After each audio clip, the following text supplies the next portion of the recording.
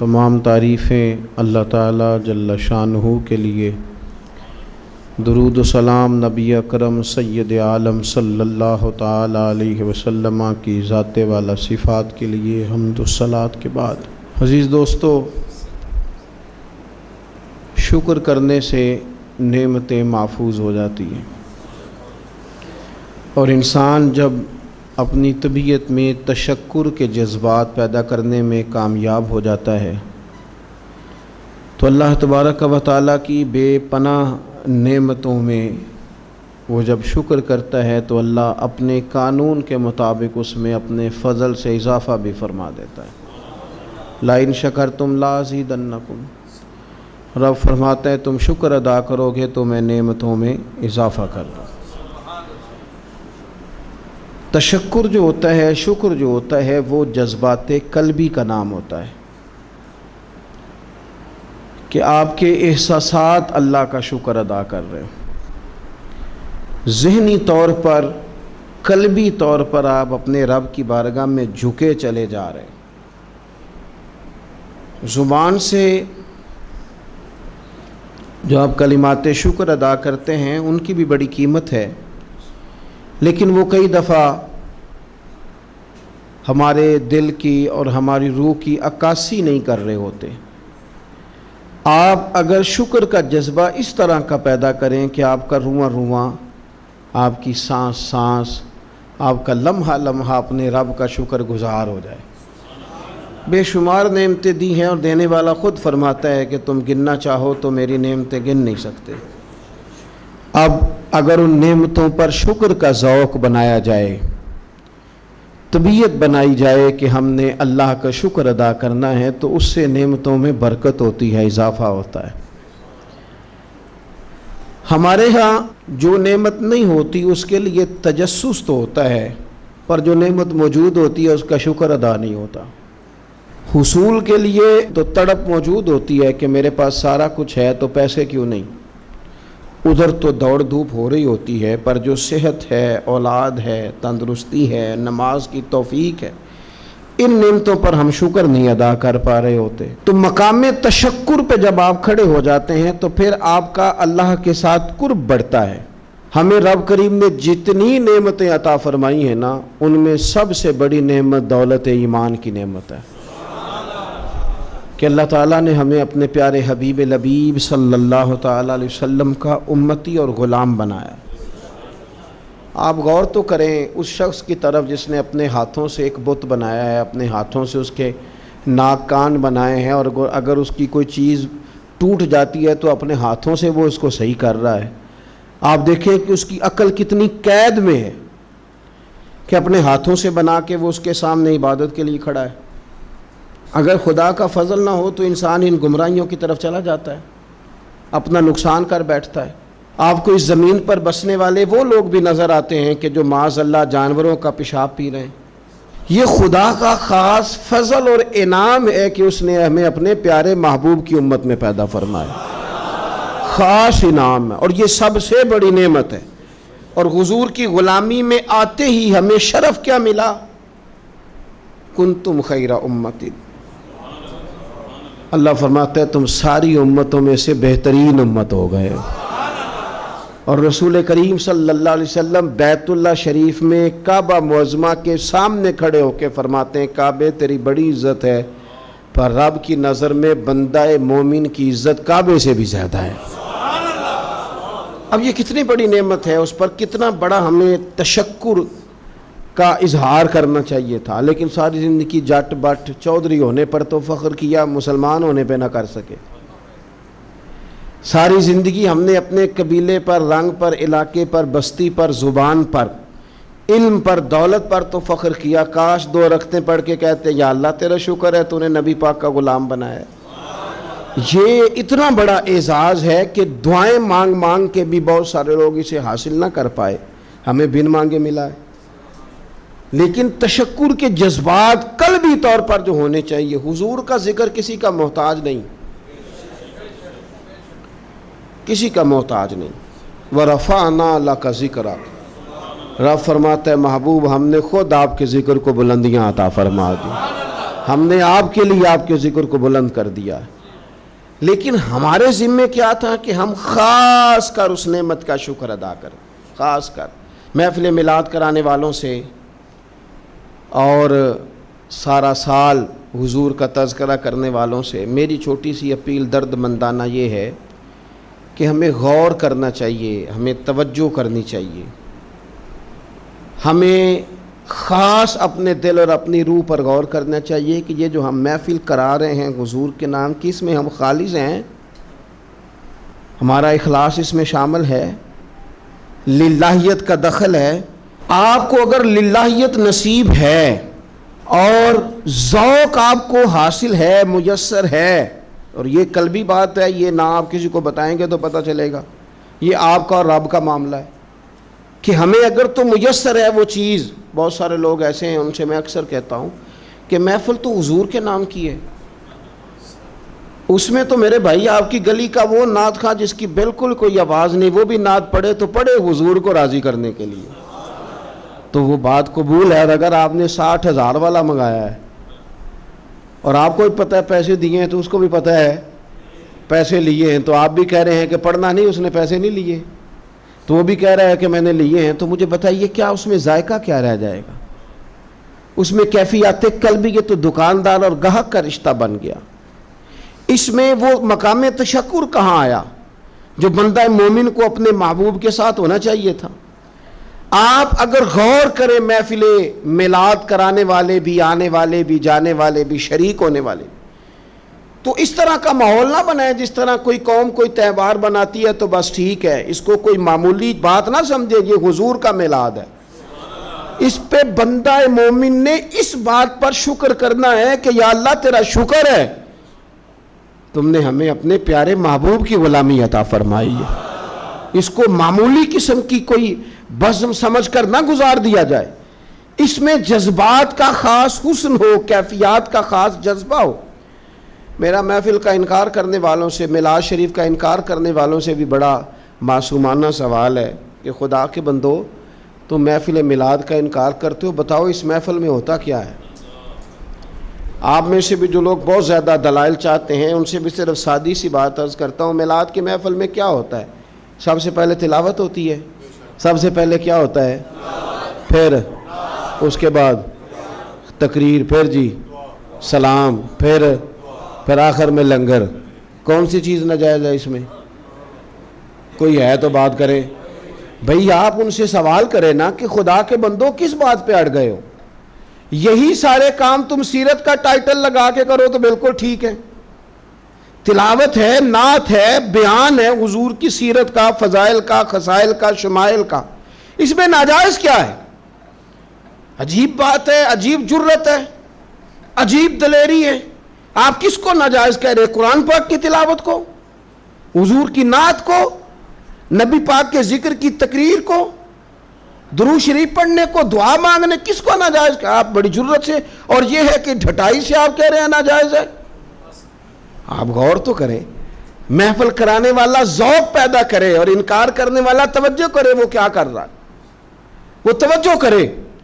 میلاد شریف کی بزم کو پورے شوق سے کریں، درد سے کریں. اس میں کثرت عوام کی ضروری نہیں، بڑا خطیب ضروری نہیں، بڑا نعت خواں ضروری نہیں، اس میں تو دل کا جذبہ ضروری ہے. حضرت شاہ ولی اللہ صاحب محدث دہلوی رحمۃ اللہ علیہ فرماتے ہیں کہ میں مکہ مکرمہ میں میلاد شریف کی محفل میں شریک ہوا تھا، اور فرماتے ہیں جب میں میلاد میں پہنچا ہوں تو میں نے زمین سے آسمان تک نور ہی نور دیکھا ہے، کیونکہ وہ لوگ اللہ کے حضور اپنے دل لے کے حاضر تھے کہ تیرے محبوب کی غلامی پر شکر ادا کرنے آئے. تو محفل میلاد والے اس بات پر توجہ کریں. 4-5 اجزاء ہیں محفل کے جو تقاضے، ان تقاضوں کی روشنی میں اگر میلاد شریف کیا جائے، سب سے پہلے محفل مبارکہ میں تلاوت ہوگی. قرآن مجید ایک ایسی چیز ہے کہ نبی پاک صلی اللہ علیہ وسلم نے فرمایا قیامت کے دن نہ یہ قرآن تمہاری شفاعت کرے گا. اس کو پڑھا کرو، اس کی تلاوت کیا کرو اور غور کریں. میں کیا عرض کرنے لگا ہوں؟ قرآن مجید کہتا ہے قد جاءکم من اللہ نور و کتاب مبین. اے لوگو، تمہارے پاس اللہ کی طرف سے نور آیا اور کتاب مبین آئی. تو میلاد والے رسول کے ساتھ جو چیز آئی ہے وہ قرآن پاک ہے. قرآن آیا حضور کے ساتھ. قرآن پاک کی تلاوت خوبصورت ہو محفل میلاد میں. ویسے تو سارا قرآن ہی حضور کی نعت ہے, سارا قرآن ہی.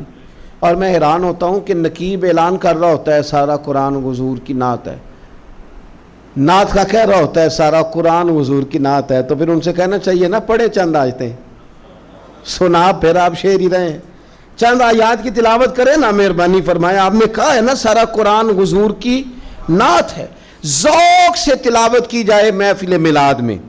سارا قرآن حضور کی نعت ہے, پر جن میں ذرا خاص وضاحت کے ساتھ حضور کا علم شریف ہے, فضائل ہیں, خصائل ہیں, شانیں. جن آیات میں چہرہ والضحیٰ کا ذکر ہے, زلف واللیل کا ذکر ہے, سینہ علم نشرح کا ذکر ہے, حضور علیہ السلام کی نظر مازاق کا ذکر ہے, جس میں رسول پاک کے علم مبارک کا ذکر ہے, جس میں حضور کی رحمت کے تذکرے ہیں. یہ آیات تلاوت کی جائیں اور اچھا قاری تلاوت کرے, اور پھر تلاوت کر کے ان کا ترجمہ, بالکل سادہ ترجمہ ایک قوم تک پہنچا دیا جائے, تو محفل میلاد میں یہ خوبصورت خدمت ہوگی. یہ میلاد شریف کرانے والے ایک اچھی بات لوگوں تک پہنچائیں گے, اچھے انداز میں قرآن پاک کی تلاوت کر کے. اور یہ بات یاد رکھ لیں, اپنے دل کی تختی پہ لکھ لیں, اللہ کے پیارے رسول صلی اللہ علیہ وسلم نے فرمایا اس قرآن کے ذریعے اللہ قوموں کو عزت عطا فرمائے گا. تو میلاد شریف کے اندر آپ اچھے قراء کو ضرور دعوت دیں, بہترین قرآن مجید کی تلاوت آپ سنیں, اور اچھے انداز میں آپ نبی پاک علیہ الصلاۃ والسلام پر نازل ہونے والی اس کتاب کی تلاوت سنیں. دوسری بات یہ کہ میلاد شریف میں نعت پڑھی جاتی ہے. نعت کہتے ہیں حضور کی تعریف کو, بڑی سونی کر کے نبی پاک کی تعریف کی جائے, بڑی سونی کر کے. یہ نا میں کیا عرض کروں اس نعت خواں کی خدمت میں بھی جو اتنا اعلیٰ کام کر رہا تھا. وہ اس لائن میں کھڑا تھا جس لائن میں حضرت عباس بن عبد المطلب کھڑے ہیں, اس لائن میں تھا جس لائن میں حضرت حسان بن ثابت ہیں. اس صف کا نمائندہ ہو کے کہاں اپنے آپ کو کمزور کر بیٹھا ہے, 20,000 پہ 25,000 پہ, اتنا اعزاز والا کام, اور کہاں اپنے آپ کو گرا لیا اس نے, یہاں تک لے آیا اپنے آپ کو. نعت شریف تو جذبات تھے بندہ مومن کے, اور نعت کے لیے مشہور آدمی کی ضرورت نہیں, ذوق اور شوق کی ضرورت ہے. علاقے کے آپ بچوں کو کہیں وہ حضور کی نعت شریف پڑھیں, نبی پاک کا تذکرہ کریں, سونا کر کے حضور کا ذکر کریں. آپ کو پتہ ہے حضرت عباس رضی اللہ تعالیٰ عنہ نے عرض کی یا رسول اللہ آپ کی نعت پڑھنا چاہتا ہوں, آپ کا قصیدہ لکھا ہے, تعریف لکھی ہے, پڑھنا چاہتا ہوں, پڑھوں؟ تو نبی کریم علیہ السلام سادہ بھی کہہ سکتے تھے پڑھ دو, لیکن حضور نے پتہ کیا فرمایا, یا رسول اللہ آپ کی تعریف لکھی ہے, پڑھوں؟ تو حضور نے فرمایا پڑھیے, اللہ آپ کے دانتوں کو سلامت رکھے. اتنا اعزاز نعت کا, اتنا اجر حضور کی نعت کا. حضرت حسان بن ثابت رضی اللہ تعالیٰ عنہ جو نعت پڑھتے تھے تو وہ نعت کیا تھی؟ کافر معاذ اللہ جو نبی پاک علیہ السلام پر اعتراضات کرتے تھے نا, حضرت حسان بن ثابت شعروں میں ان کا جواب دیتے تھے. حضرت حسان بن ثابت جب نعت پڑھتے تھے, اور نعت کا تو اپنا اعزاز تو پہچان یار, تو اپنی عظمت کو تو سمجھ, تیرا درجہ کیا ہے. جب حضرت حسان نعت پڑھتے تھے تو رسول پاک ہاتھ اٹھا کے دعا مانگتے تھے, اے اللہ روح القدس کے ذریعے, اے اللہ جبریل امین کے ذریعے میرے حسان کی مدد فرما. حضور ان کی مدد کی دعا کرتے تھے کیونکہ وہ حضور کی تعریف کر رہے ہیں. تو آپ دیکھیں یہ اعزاز کتنا بڑا ہے, یہ مرتبہ کتنا بڑا ہے. بنو نجار بہت اعلیٰ قبیلہ تھا مدینہ منورہ کا. کاش میرے بیٹے حضور کی نعت پڑھنے لگیں, کاش آپ کے بیٹے حضور کی نعت پڑھنے لگیں, کاش ہماری بیٹیوں کی زبانوں پر نبی پاک کے ترانے جاری ہو جائیں, کاش یہ سلیقے سے, یہ باوضو ہو کر, یہ طہارت کے ساتھ اپنے محبوب کریم علیہ الصلاۃ والسلام کے نعت خواں بن جائیں. اس باپ کے مقدر جاگ گئے جس کی اولاد حضور کے تذکرے کرنے والی بن گئی. وہ بڑے منصب پر فائز ہو گیا جس کے بچے نبی پاک کی مدح خوانی کرنے لگے, ثنا خوانی کرنے لگے.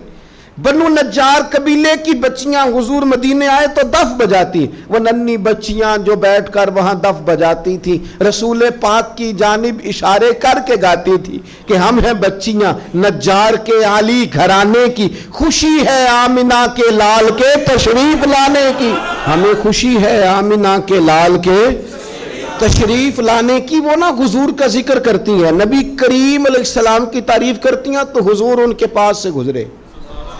تو ابو داؤد شریف میں جو حدیث کے لفظ ہیں بڑے کمال ہیں، بڑے میٹھے ہیں، ان میں جو رعنائی اور حسن کے جو جذبے ہیں اور جو ان بچیوں کے لیے اعزاز ہے اور نعت خواں کے لیے جو خوشخبری ہے وہ سمجھنے والی ہے۔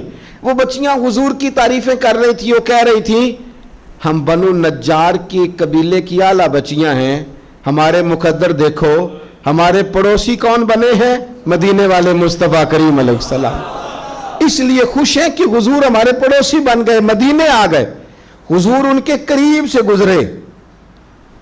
تو ایک جملہ میٹھا ٹھنڈا پیارا حسین ایک جملہ حدیث میں ملتا ہے، حضور نے کہا، نبی کریم ان کے قریب سے گزرے تو ان بیٹیوں کی طرف پلٹ کر دیکھ کر حضور فرمانے لگے میرا رب جانتا ہے کہ مجھے بھی تم سے بڑی ہی محبت ہے، ہن میں اپنی حیاتی تو قربان نہ جاواں، ویکھو محمد محمد پکیندے گزر گئی، اللہ جانتا ہے کہ مجھے بھی تم سے بڑی محبت۔ تو یہ نعت خوانی، نعت پڑھنا، نعت سننا، یہ تو بڑا اعزاز کا کام، یہ تو بڑی فضیلت کا کام ہے۔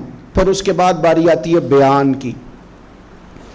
واعظ و نصیحت کے لیے بہت زیادہ جوش خطابت کی ضرورت نہیں ہوتی، نبی پاک صلی اللہ تعالی علیہ وسلم کے سیرت کے سوانے کے کچھ مطالعہ کی ضرورت ہوتی۔ اگر ہم اپنی مسجد کے خطیب کے پاس ہی وقت پہ چلے جائیں نا جمعہ پڑھنے، تو امید ہے کہ وہ ایک آیت کا ترجمہ تو کریں گے ہی، چند احادیث مبارکہ تو ہمیں سنائیں گے۔ آپ کسی کے پاس بیٹھ جائیں، اس کا خطابت میں بڑا نام ہونا ضروری نہیں، اس کا حضور کا غلام ہونا ضروری ہے۔ ایسے خطباء کو دعوت دیں جو اہل سنت کے مسلمات کی روشنی میں کتاب و سنت کا نچوڑ لا کے آپ کو وہ بیان کریں اور آپ کو سنائیں۔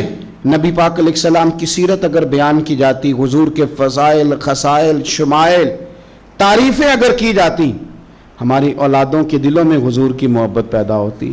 اور میرا یقین ہے کہ جس دن ہم قوم کو حضور کی سیرت سنانے میں کامیاب ہو گئے نا، اس قوم کو جینے کا سلیقہ آ جائے گا، انہیں زندگی گزارنے کے ڈھب نصیب ہو جائیں گے، انہیں سمجھ آ جائے گی کہ معاشرے کے اور سوسائٹی کے اندر سکون سے، چین سے، وقار سے کس طرح رہا جا سکتا ہے اگر ہم کامیاب ہو جائیں۔ اس لیے حضور کی سیرت بیان کی جائے، اخلاق عالیہ کا تذکرہ کیا جائے، اوصاف جمیلہ بیان کیے جائے، فضائل، شمائل، سیرت کا ایک باب ایک تقریر میں بیان کیا جائے۔ اور حضور کے فضائل بیان کرنا کتنا اعزاز کا کام ہے۔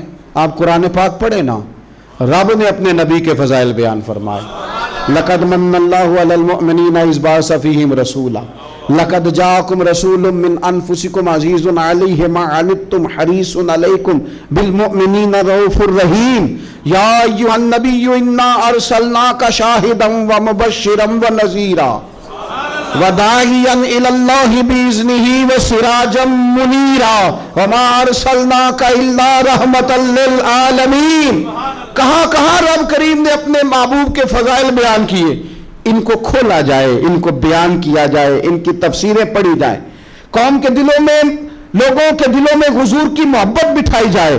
آپ دیکھیے سنن ترمذی کتاب المناقب میں حدیث ہے، حضرت عبداللہ ابن عباس فرماتے ہیں چند صحابہ بیٹھ کے حضور کا ذکر کر رہے تھے، مختلف انبیاء کا تذکرہ کر رہے تھے۔ کسی نے کہا حضرت ابراہیم خلیل اللہ ہیں، جناب اسماعیل ذبیح اللہ ہیں، حضرت موسیٰ کلیم اللہ ہیں، حضرت عیسیٰ کلمت اللہ ہیں۔ باتیں ہو رہی تھی، حضور بھی آ گئے، فرمایا جو تم نے کہا میں نے سن لیا، سنو پھر اعلیٰ وانا حبیب اللہ۔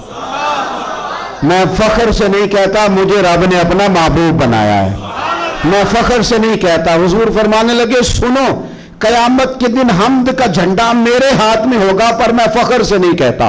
فرمایا قیامت کے دن سب سے پہلے میں شفاعت کروں گا اور میری شفاعت ہی قبول کی جائے گی پر میں فخر کے ساتھ نہیں کہتا۔ فرمایا صبح قیامت سب سے پہلے جنت کا دروازہ میں کھٹکھٹاؤں گا اور میرے لیے ہی سب سے پہلے کھولا جائے گا، پر میں فخر کے ساتھ نہیں کہتا۔ رسول کریم صلی اللہ تعالی علیہ وسلم ارشاد فرمانے لگے، فقیر غریب مومن قیامت کے دن میرے ساتھ جنت میں جائیں گے، پر میں فخر کے ساتھ نہیں کہتا۔ حضور فرمانے لگے، پہلوں میں بھی اور پچھلوں میں بھی اللہ کی بارگاہ میں سب سے زیادہ اعزاز میرا ہوگا، پر میں فخر کے ساتھ نہیں کہتا۔ فاضل بریلوی کیا فرماتے ہیں؟ کہتے ہیں، پیش حق مجدہ شفاعت کا سناتے جائیں گے، وہ آپ روتے جائیں گے، ہم کو ہنساتے جائیں گے، باغ جنت میں محمد مسکراتے جائیں گے صلی اللہ تعالی علیہ وسلم، باغ جنت میں محمد مسکراتے جائیں گے، پھول رحمت کے گریں گے، ہم اٹھاتے جائیں گے۔ اور کیا کسی نے خوب کہا، خلد میں ہوگا ہمارا داخلہ اس شان سے، ہم یا رسول اللہ کا نعرہ لگاتے جائیں، یا رسول اللہ کا نعرہ لگاتے جائیں۔ تو حضور نے تو خود اپنے فضائل بیان کیے، لہذا بہترین گفتگو، پھر صلاۃ و سلام ہوگا محفل میں۔ یہ جو درود و سلام ہے نا، دیکھیں نا انداز کیا ہے، ان اللہ و ملائکتہ یصلون علی النبی، اللہ بھی، اللہ کے فرشتے بھی نبی کریم پر درود بھیجتے ہیں۔ یا ایھا الذین آمنو، اے ایمان والو، یعنی اپنے لفظوں میں ترجمہ کر لیں، اے میرے نبی کے ماننے والو، صلو علیہ وسلموا تسلیما، تم بھی محبوب پر درود بھیجو اور خوب سلام پڑھو، تم بھی درود بھیجو اور خوب سلام پڑھو۔ پھر ہمیں سکھایا نا ہمارے امام نے کہ کہنا ہے، مصطفیٰ جان رحمت لاکھوں، شم بزم ہدایت پہ لاکھوں سلام، جس کے گچھے سے لچھے جڑے نور کے، ان ستاروں کی نصرت پہ لاکھوں سلام۔ اور فرمانے لگے، ان کی باتوں کی لذت پہ بے حد درود، ان کے خطبے کی ہیبت پہ لاکھوں سلام، اور جس سہانی گھڑی چمکا طیبہ کا چاند، اس دل افروز ساتھ پہ لاکھوں سلام۔ اور کہنے لگے، میں سلام پڑھ رہا تھا تو فرشتے بھی میرے کان میں آ کے باتیں کرنے لگے، مجھ سے خدمت کے قدسی کہیں ہاں رضا، ہاں رضا، مصطفیٰ جان رحمت پہ لاکھوں سلام، مجھ سے خدمت کے قدسی کہے ہاں رضا، مصطفیٰ جان رحمت پہ۔ اور نبی کریم علیہ السلام فرماتے ہیں، تو ایک بار درود پڑھ، رب تیرے اوپر 10 بار رحمت کرے گا۔ اور حضور فرمانے لگے، تو 10 بار درود پڑھ، اللہ 100 رحمت نازل کرے گا۔ اور حضور فرماتے ہیں، تو 100 بار درود پاک پڑھ، اللہ تیری پیشانی پہ قیامت میں لکھ دے گا کہ یہ بندہ منافقت سے بھی بری ہے، جہنم کی آگ سے بھی بری ہے۔ تو درود شریف پڑھا جاتا ہے ہماری محفل میں، پھر دعا ہوتی ہے، اور دعا تو عبادت کا مغز ہے نا، اور دعا تو عین عبادت ہے۔ اور حضور نے فرمایا، جو رب سے مانگے رب راضی ہوتا ہے، جو نہ مانگے ناراض ہوتا ہے۔ اور دعا کی ترتیب بھی یہی ہے کہ پہلے اللہ کی حمد ہو، پھر حضور پہ درود ہو، پھر اس کے بعد دعا ہو۔ تو مجھے بتائیں، جب محفل پاک میں ہم قرآن پاک پڑھیں گے، نعت پڑھیں گے، کتاب و سنت کی روشنی میں خطاب سنیں گے، حضور پر درود و سلام پڑھ کے ہاتھ اٹھائیں گے، تو وہ تو کریم ہی بڑا ہے، جو مانگیں گے اپنے فضل سے انشاءاللہ عطا فرمائے گا، وہ عطا فرمائے گا۔ تو یہ مقام ہے، وہ یہاں دعائیں مانگی جائیں اور اللہ اپنے فضل سے قبول کرنے والا ہے۔ پھر اس کے بعد لنگر شریف ہوتا ہے۔ 2-3 گزارشات ہیں محفلیں کرانے والوں سے اور میلاد پہ لنگر بانٹنے والوں سے۔ ایک لنگر وہ ہے جو ابا جی کے ختم سے منسوب ہے، یہ میرے ابا جی کے ختم شریف کی روٹی۔ ایک لنگر وہ ہے بزرگوں کے ختم سے منسوب ہے، ایک وہ ہے جو بیٹے کے عقیقے سے منسوب ہے، ایک بیٹے کے ولیمے سے منسوب ہے، ایک لنگر حضور کے میلاد سے منسوب ہے۔ آپ نے صحیح بتانا ہے، ابا جی کے ختم کی روٹی بھی کبھی کسی نے چھتوں سے پھینکی ہے شاپروں پہ ڈال کے، دادا جی کے ختم شریف پہ کھانا پکا ہو تو چھت سے پھینک دیتے ہو لفافے میں ڈال، بچے کے عقیقے پہ، ولیمے پہ، تو میلاد پہ کیوں پھینکتے ہو؟ میلاد پہ کیوں پھینکتے ہو؟ کوئی یہ طریقہ ہے؟ آپ کم از کم چلیں، بہت سارے مجموعوں کو بہت زیادہ اعزاز کے ساتھ نہ صحیح تو کم از کم یہ کہ آپ بٹھا کے تو کھانا دے دیں، وقار کے ساتھ ہی کھانا کھلا دیں، اور میں اپیل کروں گا محفل کرانے والوں سے، اور مجھے امید ہے خطیب، مشائخ، نعت خواں، قاری، یہ سارے حضرات بھی میری بات سے اتفاق کریں گے، میلاد شریف پہ نا سب کی روٹی ایک جیسی پکا لی جائے، جو غریب کھائے وہی پیر کھائے، جو عام کھائے وہی نعت خواں کھائے، جو سارے کھائیں وہی پیر صاحب، صوفی صاحب، درویش صاحب، خطیب صاحب، مہمان خصوصی صاحب بھی کھائیں۔ اور یارو کچھ لوگ روز گوشت کھاتے ہیں، کچھ گھر ایسے ہیں کہ اگر چاولوں میں گوشت پڑ بھی جائے نا تو سارے بچوں کو بوٹیاں نہیں ملتی۔ ان گھروں میں بچے نا گوشت کے لیے لڑتے ہیں کہ میں نے بوٹی کھانی یا میں نے بوٹی کھانی، اور باپ پریشان، غریب، کمزور دور بیٹھ کے دیکھتا ہے کہ میری جیب میں زیادہ پیسے ہوتے تو میں زیادہ گوشت لاتا۔ ایسا نہ ہو کہ ہم میلاد شریف پہ زیادہ گوشت ڈال کے چاول ہم نے پکائے ہوئے ہوں اور اسے پتہ ہو کہ آج بٹھا کے اعزاز کے ساتھ روٹی کھلائی جائے گی، تو اپنے تینوں بچے غریب آدمی ساتھ لے آئے، اور اس کا 3-4 سال کا بچہ جب اسے 3-4 بوٹیاں اکٹھی ملیں تو اپنے ابا جی سے پوچھے، ابا جی آج خیر ہے؟ آج بڑا گوشت مل رہا ہے، خیر ہے؟ تو پھر تجھے میلاد سکھانا نہیں پڑے گا، پڑھانا نہیں پڑے گا، بتانا نہیں پڑے گا۔ اس کا باپ جب اس کے کان میں کہے گا نا، پتر آج راج کے کھا، آج مدینے والے محبوب کا میلاد شریف، آج میلاد ہے، حضور رسول کریم علیہ السلام کی محفل نور میں تو آیا ہے، اور سنے نبی کریم نے کیا فرمایا۔ حضور فرمانے لگے جو بھوکے کو کھانا کھلائے گا نا، اللہ قیامت کے دن اسے جنت کے پھل کھلائے گا۔ وہ بہت سارے لوگ کہتے ہیں میلاد کرتے ہیں غریبوں کو دے دو، تو میں کہتا ہوں ہمارے میلاد کی محفلوں میں پہلے ہی تو غریب آتے ہیں، ہم غریبوں کو تو کھلا رہے ہیں۔ امیر تو اللہ تعالیٰ انہیں توفیق دے، وہ تو سیاسی جلسوں میں جاتے ہیں، وہ تو جاتے ہیں جہاں MNA اور MPA کے جلوس نکلنے ہو تو وہاں جاتے ہیں۔ یہ غریب ہی تو ہیں جو آتے ہیں حضور کے نام پہ پیچھے بیٹھ کر روتے ہیں نبی کریم کی نعت پہ۔ تو لنگر شریف اگر اس تسلسل سے ہو، اس شوق سے ہو، اس ذوق سے ہو کہ بہت سارے غرباء کو میسر آئے اور ان کو کھانے کھلائے جائیں، پیٹ بھر کے کھانے کھلائے جائیں، ہو سکے تو کچھ غریبوں کو کپڑے بانٹے جائیں حضور کے میلاد کے نام پر، ہو سکے تو کچھ کی امداد کی جائے کہ یہ میلاد کا تحفہ ہے تیرے لیے۔ اگر یہ سارے ذوق میلاد النبی پہ لنگر شریف کے نام پر پیدا کر لیے جائیں تو آپ یقین کریں کہ میلاد نہ اس طرح کا بن جائے گا کہ وہ تقریروں سے، باتوں سے اتر کر دلوں میں اترنا شروع ہو جائے گا، اور بہت سارے لوگ ایسے ہوں گے جن کی روحیں وجد کریں گے میلاد آنے پر، طبیعتیں مائل ہوں گی، اور میلاد کا سبق بھی یہی ہے، درس بھی یہی ہے، شوق بھی یہی ہے۔ بہرحال یہ پورا مہینہ درود شریف پڑھ کے گزارنا ہے، یہ سارا مہینہ حضور کی نعت سویرے بھی ہمارے گھر چلے، شام بھی ہمارے گھر چلے، ہم سویرے گھر سے جائیں تو نعت سن کے جائیں، آتے ہی نعت چلائیں، ہم اپنے بچوں کو نعت کے بٹن دبا کے دیں، ہمارے گھروں میں حضور کا تذکرہ ہو، نبی پاک کے ذکر جمیل سے ہمارے گھر آباد اور روشن ہو، ہماری بیٹیاں حضور کے تذکرے کرنے والی ہو، ہمارے ہاں خاص قسم کا ذوق گھروں میں بن جائے۔ حضرت عباس رضی اللہ تعالیٰ عنہ فرماتے ہیں میں گھر کے اندر بیٹھ کے اپنے بچوں کو حضور کا ذکر سنا رہا تھا، حضور کہیں باہر سے گزرے تو میرے نصیب جاگ گئے، حضور نے سنا تو دروازے پہ کھڑے ہو گئے، بات ختم ہوئی، دروازے پہ دستک ہوئی، دروازہ جو کھولا تو حیران رہ گیا، اللہ کی ساری رحمتیں تو میرے دروازے پر موجود ہیں۔ تو قریب محبوب فرمانے لگے چچا میرے تذکرے کر رہے تھے؟ یا رسول اللہ آپ کا ذکر بتا رہا تھا، میں نے بچپن بھی دیکھا، جوانی بھی دیکھی، آپ کے والدین بھی دیکھے، تو آپ کے تذکارے جمیلہ بچوں کو سنا رہا تھا۔